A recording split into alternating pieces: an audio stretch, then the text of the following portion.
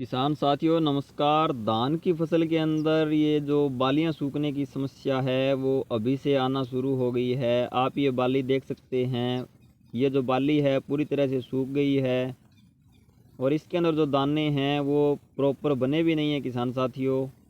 तो ये समस्या क्या है और क्यों धान की फसल के अंदर आ रही है, इसका समाधान हम किस प्रकार से करें, इसके बारे में हम जानेंगे पूरी डिटेल से। किसान साथियों, ये धान की फसल के अंदर तना छेदक बीमारी है जो कि धान की फसल में सबसे ज़्यादा नुकसान पहुंचाती है।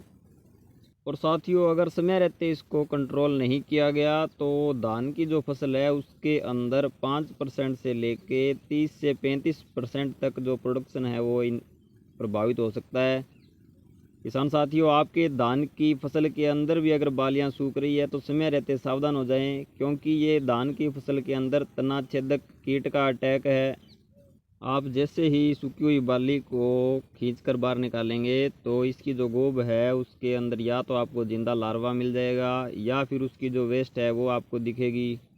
अब बात करते हैं किसान साथियों कि इसको हम कंट्रोल किस प्रकार से कर सकते हैं। तो धान की फसल में तना छेदक को कंट्रोल करने के लिए आपको कुछ एक इंसेक्टिसाइड मैं आपको बताऊंगा जिनका स्प्रे करके आप तना छेदक को कंट्रोल कर सकते हैं। तो चलिए किसान साथियों, आज का यह वीडियो शुरू करते हैं और बात करते हैं उन केमिकल की जिनका स्प्रे आपको फसल में करना चाहिए। इससे पहले किसान साथियों, अगर आप चैनल पर नए हैं तो सुगम किसान यूट्यूब चैनल को सब्सक्राइब करके बेल आइकन को प्रेस कर लें ताकि खेतीबाड़ी से जुड़ी जानकारी समय समय पर आपको मिल सके। किसान साथियों, पहला जो टेक्निकल आता है वह आता है क्लोरेंट्रानिलीप्रोल 18.5%, जो कि मार्केट में आपको कोराजन के नाम से मिलता है। इसकी आपको 80 ml मात्रा प्रति एकड़ के हिसाब से 200 लीटर पानी में घोल बनाकर छिड़काव करना है। और अगर आपने एक बार इसका स्प्रे कर लिया है तो कोराजन का स्प्रे रिपीट न करें। इसके बाद आप अन्य जो टेक्निकल आगे आपको पता चलेंगे उनका स्प्रे कर सकते हैं।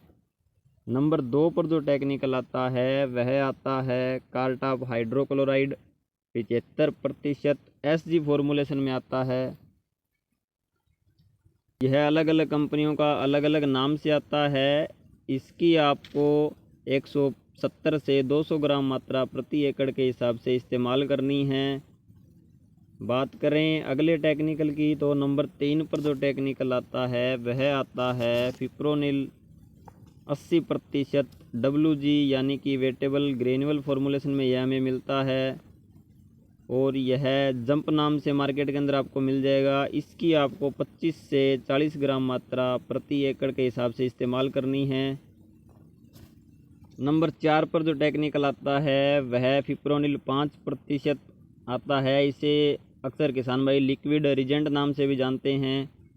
इसकी आपको 500 ml मात्रा प्रति एकड़ के हिसाब से इस्तेमाल करनी है। इसके रिजल्ट को और बढ़ाने के लिए आप फिप्रोनिल 5% के साथ में जो कार्डान आता है जिसमें 50% कार्डाप हाइड्रोक्लोराइड होता है, इसकी 250 ग्राम मात्रा प्रति एकड़ के हिसाब से मिलाकर इस्तेमाल कर सकते हैं। बात करें नंबर 5 टेक्निकल की तो नंबर 5 पर जो टेक्निकल आता है वह आता है फ्लूबेंडियामाइड 20% WG फॉर्मूलेशन में।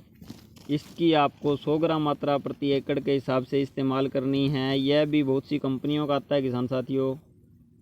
और लास्ट जो टेक्निकल आता है वह आता है फ्लूबेंडामाइड 39.35% SC फॉर्मूलेशन में मिलेगा। बायर का यह फेम नाम से आता है तो वहीं पर गोदरेज का यह ओरिजोन नाम से आता है। इसकी आपको 35 से 50 ml मात्रा प्रति एकड़ के हिसाब से 150 से 200 लीटर पानी में घोल बनाकर स्प्रे करना है।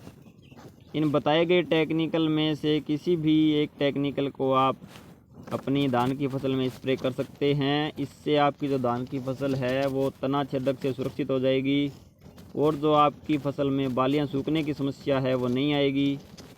किसान साथियों, आज की वीडियो में हमने बात की धान की फसल में तना छेदक को कंट्रोल करने के बारे में।